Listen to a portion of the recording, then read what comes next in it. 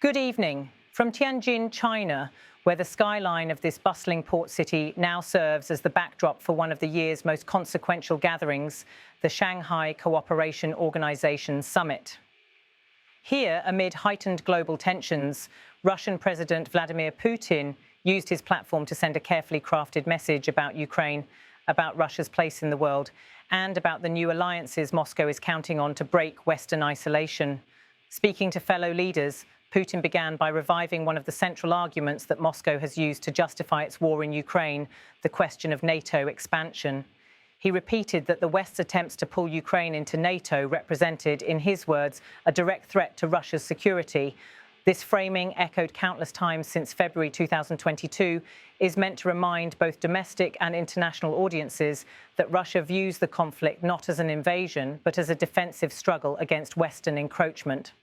From there, the Russian leader shifted tone, moving from grievance to vision. He praised the Shanghai Cooperation Organization, portraying it as more than just a regional grouping. In Putin's words, the SCO makes a tangible contribution to strengthening trust across Eurasia and could lay the groundwork for a new system of stability and security, one that would replace what he called the outdated Euro-Atlantic model. For the Kremlin, this is about showing that there is an alternative to Western-led institutions and that Russia and China are at the heart of it. But perhaps the most closely watched part of his speech was when he addressed the war directly. Putin said, Russia highly values the efforts and proposals of China and India in contributing to a resolution of the Ukrainian crisis.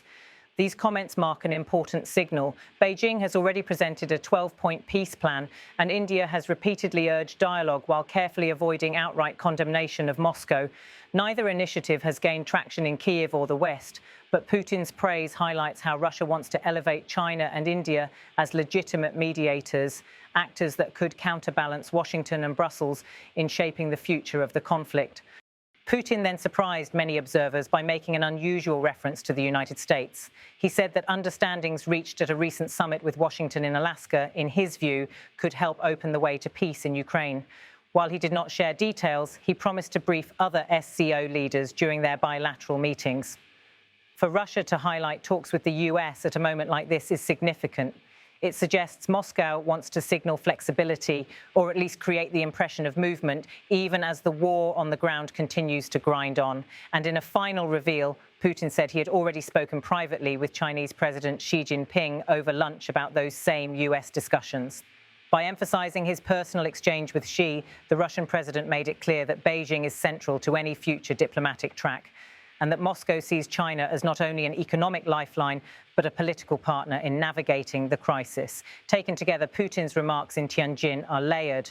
On one level, they repeat the long-standing Russian narrative: NATO expansion caused the war and Moscow is defending itself.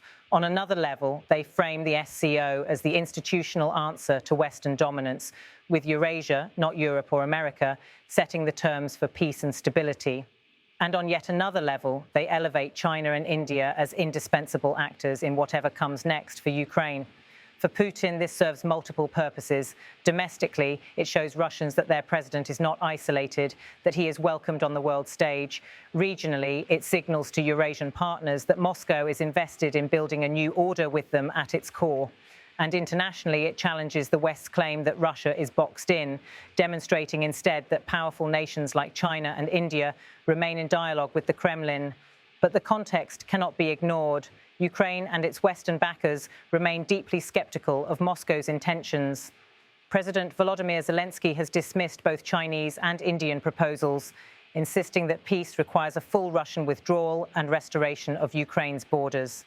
Western officials, too, see Putin's remarks less as genuine concessions and more as strategic messaging, an attempt to buy time, shift narratives, and rally non-Western powers to his side.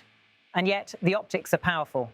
A Russian president, sanctioned and condemned by much of the West, standing on Chinese soil, praising China and India, and even referencing talks with the United States, all in the same address. It is a reminder that the war in Ukraine is no longer just about Ukraine.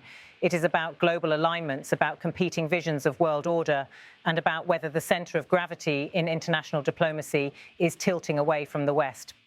The SCO summit itself reflects this reality. Once a modest forum created to manage borders and security in Central Asia, it has grown into a platform where Russia, China, India, Pakistan, and now even Iran can project their influence. The bloc represents nearly half of the world's population and a significant share of its economic growth. And while it lacks the military integration of NATO, its symbolism as a counterweight to Western institutions is undeniable. In this sense, Putin's message in Tianjin was carefully calibrated. He repeated grievances to justify his war. He projected the SCO as the future of global order. He praised China and India to highlight non-Western paths to peace. And he invoked talks with the US to suggest that Russia remains a necessary player at the negotiating table. Whether any of this translates into real progress remains deeply uncertain. The battlefield in Ukraine continues to define the immediate reality. But in Tianjin, the narrative Putin wanted to project was clear. Russia is not alone. Russia has partners, and Russia's vision for peace will not be dictated by the West alone. And so, tonight, as the Shanghai Cooperation Organization summit continues, one thing is certain. The war in Ukraine may rage on, but the struggle over who gets to shape the story of that war, over who mediates, who negotiates, and who decides the terms of peace, is already unfolding far beyond Kiev and Moscow. In Tianjin, China, Vladimir Putin just made sure the world knows where he wants that story to be written. And the second reason for the crisis in Ukraine is the West's constant attempts to draw Ukraine into NATO, which, as we have repeatedly emphasized and said over many years, represents a direct threat to Russia's security.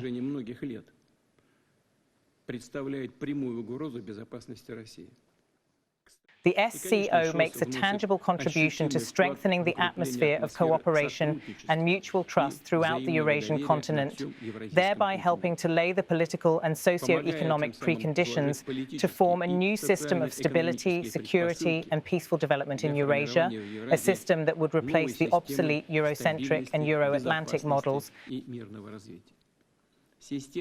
Которая пришла бы на смену отжившим евроцентричным и евроатлантическим моделям. We highly value the efforts and proposals of China, India, and our other strategic partners aimed at contributing to resolving the Ukrainian crisis. Наших стратегических партнеров, призванные содействовать урегулированию украинского кризиса. I would like to note that the understandings reached at the recent Russian-American summit in Alaska are, I hope, also aimed in this direction, opening the way to peace in Ukraine. During the bilateral meetings scheduled today and tomorrow, I will certainly inform my colleagues in more detail about the results of the negotiations in Alaska. Я, безусловно, проинформирую коллег более детально и подробно о результатах переговоров на Аляске. By the way, yesterday, during the lunch that our hosts arranged for the participants of our meetings within the SCO, Chairman Xi Jinping and I already spoke about this. This work has begun, and I informed him in detail about what we have achieved during the negotiations with the President of the United States.